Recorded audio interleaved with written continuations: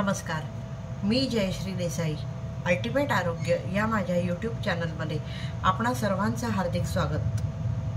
सध्याचा जो ऋतू आहे, थंडी पडतीये, ऋतू बदल झालाय, धूळ खूप जास्त येते. या काळात अनेकांना ॲलर्जीचा त्रास होतो. त्या ॲलर्जीसाठीची एक अत्यंत प्रभावी आणि उपयुक्त मुद्रा आज मी घेणार आहे. कारण अनेकदा होतं असं की त्या ॲलर्जीज कशामुळे होतात हेही आपल्याला माहीत नसतं, पण आपण त्याचा त्रास काढत असतो. औषधोपचार करूनही त्याचा उपयोग होतोच, त्याचा फायदा होतोच असं नाही, आणि मग आपण हैराण होतो. तर त्यासाठी तो त्रास कमी करण्यासाठी जी मुद्रा आपल्याला उपयोगी पडू शकते ती आहे भ्रमर मुद्रा.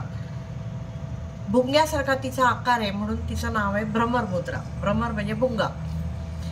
दुसरं कारण असं आहे तिचं नाव भ्रमर मुद्रा असं असण्याचं की भ्रामरी देवीशी ती संबंधित आहे. भ्रामरी देवीची शक्ती खेचून घेण्याचं सामर्थ्य या मुद्रेमध्ये आहे आणि त्यामुळेही तिला भ्रमर मुद्रा म्हटलं जातं. ती कशी करायची हे बघण्याआधी मात्र कोणत्या कोणत्या ॲलर्जीजवरती उपयोगी पडते हे आधी आपण बघूया.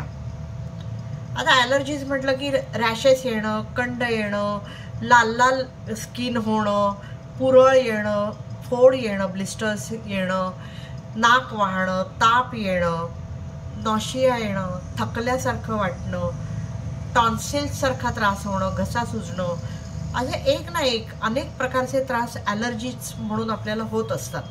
कधी ते धुळीमुळे होतात, कधी अन्नामुळे होतात, कधी कोणत्या औषधांच्या रिॲक्शनमुळे होतात, कधी आपण कोणता तरी साबण, कोणता तरी परफ्यूम जो वापरतो त्याची रिॲक्शन येते म्हणून होतात. थोडक्यात सांगायचं तर आपल्याला नोन असलेल्या ज्या ॲलर्जीची कारणं आहेत ती वगळता सुद्धा इतर अनेक गोष्टींमुळे आपल्याला ॲलर्जीज होत असतात. काहींमध्ये तर ही टेंडन्सी खूप जास्त असते कारण त्यांची स्किन फार सेन्सिटिव्ह असते किंवा तब्येत फार नाजूक असते, त्यामुळे फार लवकर त्या ॲलर्जीजना बळी पडतात. त्यांना सगळ्यांना अतिशय उपयुक्त होईल, कोणत्याही प्रकारच्या ॲलर्जीमध्ये उपयुक्त होईल अशी ही मुद्रा आहे, भ्रमर मुद्रा. आता ती करायची कशी ते आपण बघूया. योगा आणि आयुर्वेदाच्या मते वायूचा जेव्हा शरीरात संचय होतो त्यावेळेला आपल्याला ॲलर्जीज होतात. मग आता वायूचा जर संचय कमी करायचा असेल तर वायू तत्व सप्रेस करायला पाहिजे. त्यामुळे इथे जे हे वायू तत्व आहे ते अंगठ्याच्या मुळाशी लावलं जातं. अंगठा म्हणजे अग्नितत्वाचं बोट, हे वायू तत्वाचं बोट ते अंगठ्याच्या मुळाशी लावायचं आणि हा जो अंगठा आहे तो आकाश तत्वाशी जोडायचा. बाकीची दोन बोटं सरळ.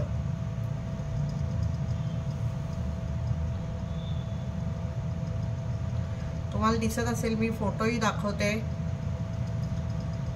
हे पहिलं जे बोट आहे ते अंगठ्याच्या मुळाशी लावलं, अंगठ्याचं टोक आणि आकाश तत्वाचं टोक हे एकत्र जोडलं, उरलेली दोन बोटं सरळ. मी फोटोही दाखवते, त्याच्याहीमुळे तुम्हाला अंदाज येईल. हे जेव्हा आपण असं करतो तेव्हा नेमकं काय साधतो आपण.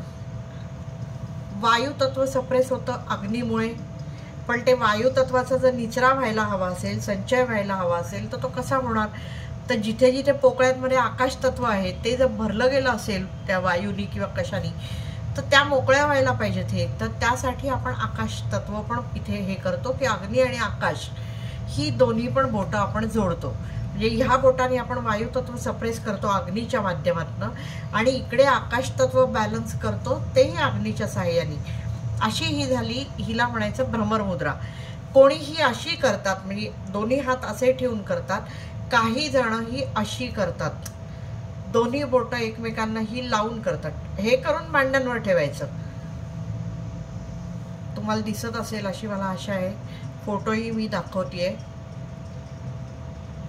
असंही करून केलं तरी चालतं किंवा ही अशी करून आपल्या मांड्यांवर ठेवली तरी चालते. कोणतीही मुद्रा दिवसभरात 45 मिनिटं करायची तशी ही करायची आहे. कोणत्याही मुद्रा सकाळी लवकर जर केल्या तर त्या जास्त फायदा देतात, पण ते जर शक्य नसेल कारण आपली सगळ्यांची सकाळची वेळ गडबडीची असते तर सकाळी 15 मिनिटं आणि संध्याकाळी 15 मिनिटं अशी ती केली तरीसुद्धा चालू शकते.